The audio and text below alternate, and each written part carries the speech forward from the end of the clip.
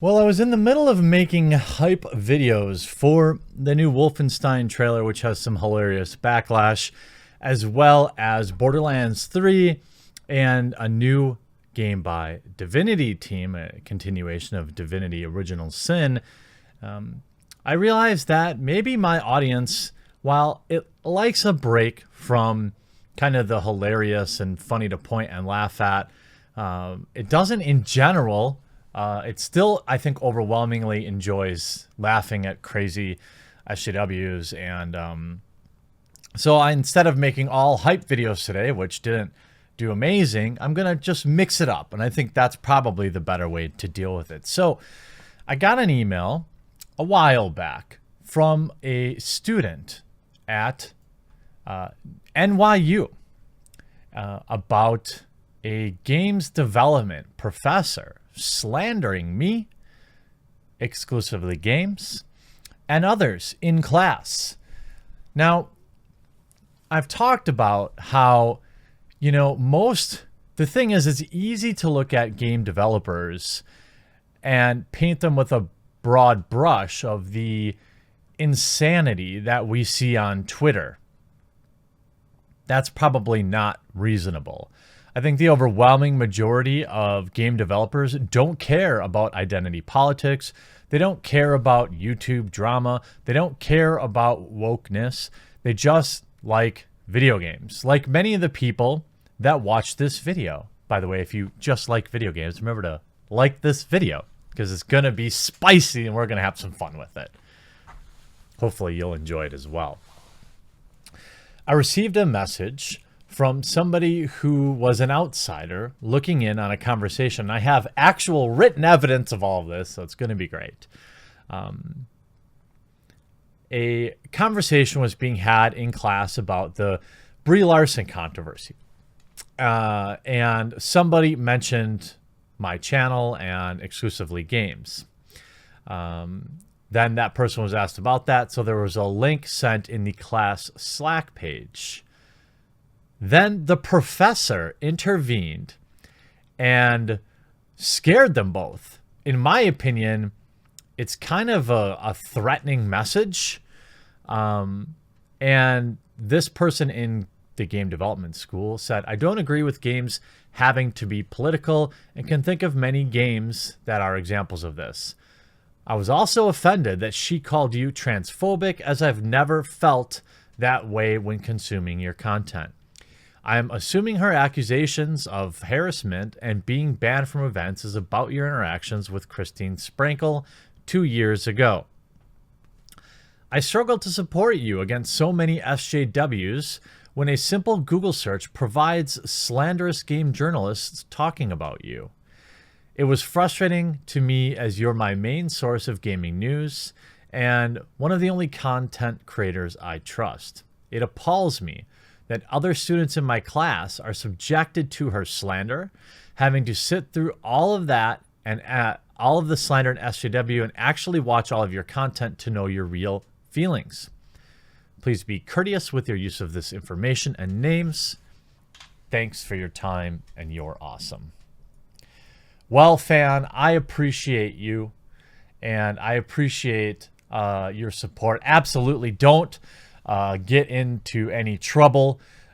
This person is grading your papers, and unfortunately, the way the university system is built, you're going to encounter a lot of these people because they couldn't make it in the real world, and so they now teach it, right?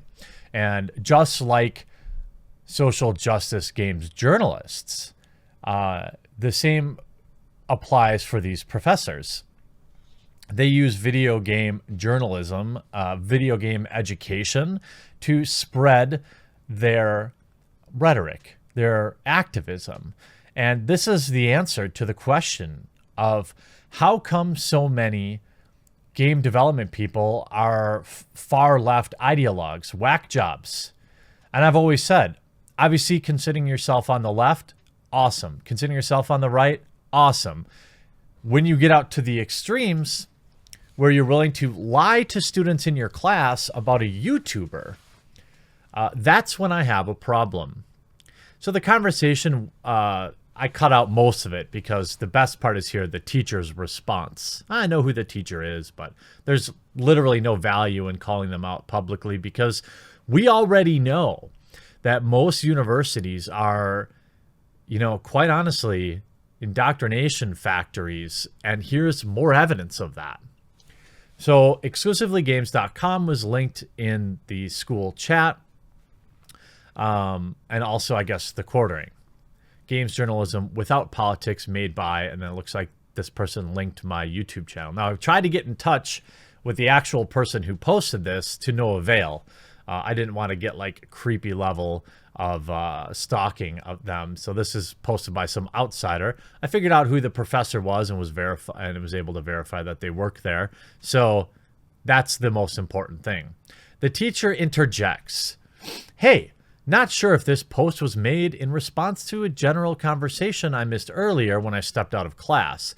But the people who run this website and produce this content are highly problematic and have a history of public transphobia and harassment to the point where the founder has been banned from certain game events. This is demonstrably false. I absolutely do not have a history of public transphobia. I do not have a history of harassment." Now, the softies with the blue check marks will consider critique as harassment, but obviously normal people don't think like that. This being banned from game events, there are two possibilities. One, this teacher could be referring to my ban from Gen Con, one of the things I used to look forward to the most in the world, a convention where I was banned for being physically assaulted over my ideas by a convention, somebody who had a booth at the convention, a game designer. That's right, a game designer crept up behind me at 2 a.m. like a true hero, put their arm around my neck, and assaulted me. I was subsequently banned from Gen Con. Gen Con put it more delicately in the ban, but I had never interacted with this person. I had never spoken to this person. They apparently watched my videos, didn't like that I didn't like Anita Sarkeesian, seeked me out, and attacked me. I was subsequently banned from Gen Con, and that is the genesis of the lawsuit going on right now, which someday soon I'll update you all. I was the victim. I attended the convention even after the attack, created zero problems, met with many fans, live streamed cool events, attended many of the exhibitions, picked up a lot of games, gave a lot of free promotion to game developers, and I was banned.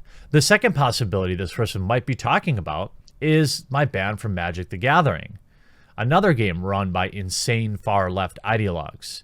And I admit I had a long history of being antagonistic in that space. It all culminated when I was on a live stream and I said some extra mean things about a cosplayer in that space. It wasn't harassment. It was rude critique. I have since apologized to that person, and I assume, and we talk occasionally and are on decent terms. I was subsequently banned from Magic the Gathering, and all evidence that Wizards of the Coast provided me had nothing to do with that.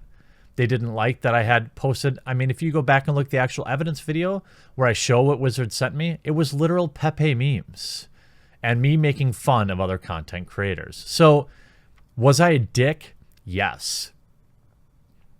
And that's ultimately what led me to getting banned, but it wasn't harassment.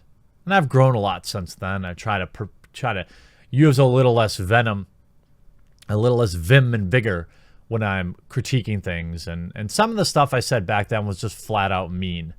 And so my ban, while sucks because Magic the Gathering is the best game on the planet made by the worst people on the planet, and I miss it dearly, I'm not necessarily losing a ton of sleep over that. Only when people use it falsely to lie, to build a narrative.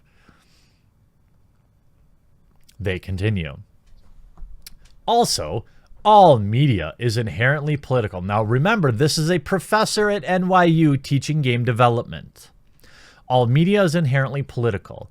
Any game you make will reflect your politics, your biases, and statements about society or people. Remember, this is a professor saying all games will reflect this. What about Tetris is political? What about Donkey Kong is reflecting the creator's political bias? What about one of the top-selling PlayStation games of all time, Gran Turismo? What exactly is political about Gran Turismo? How about some of the top-selling games ever, FIFA, Madden, MLB 2K, which I just downloaded today? What about sports games is political? What about Candy Crush has political biases and beliefs in it? And mind you, these are not obscure titles. These are best-selling $100 million titles. I could go on, but I don't need to because I've made my point. See, I've already won. I've already won the argument because this professor at NYU is willing to openly lie about me. Thankfully, the channel has decent enough reach that many people have at least seen some of my videos. And if they're watching them in good faith, they know that this person is lying. Several people told me about this professor.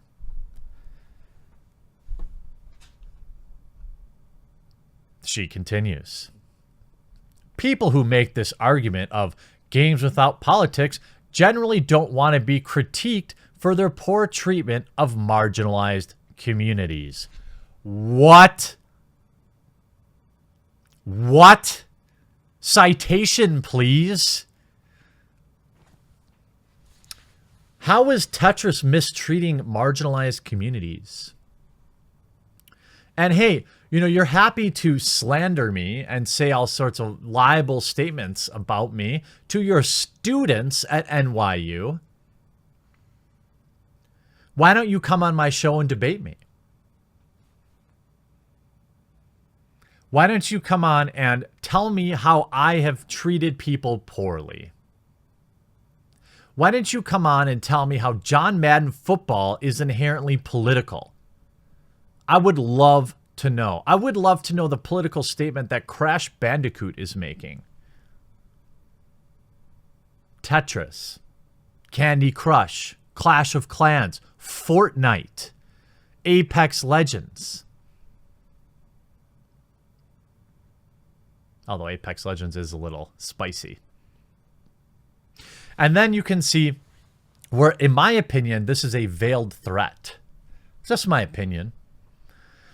Happy to chat about this after lab time if anyone has questions or wants to discuss. It's like a teacher saying, look, this is how it is, and if you disagree with me, why don't you come into my office and talk about it? I don't believe this is a good faith invitation to debate the merits of what this professor has said about me. I believe this is an end of discussion. And if you'd like to get in trouble, if you'd like to be seen as an adversary for me, the person that grades your papers, please spend time in my office. Now, I have emailed NYU about this professor and included several screenshots. I await their reply. I doubt I'll ever get it. But I'm curious what this has to do with teaching kids video game design. I'm curious what they think about their professors openly lying about content creators, openly lying to their students, openly pushing an ideology on their students. You want to know why so many game devs are insane ideologues? It's because they're taught by them. At an age when they're most impressionable, at an age when they're forming their own political opinions. You're not thinking a lot about politics when you're 16, most people. But by the time you're 18, 19, 20, 21, you've voted once, you're thinking about stuff more. And then you have professors saying, and I quote, All media is inherently political. Any game you make reflects your politics and biases and makes a statement about society and people, which is demonstrably false. I'm sure this professor is going to see this video. I hope they do. I want them to know that they are welcome to debate me anytime. But as I've seen it, they've already lost. I hope you enjoyed this video. We'll talk to you again real soon.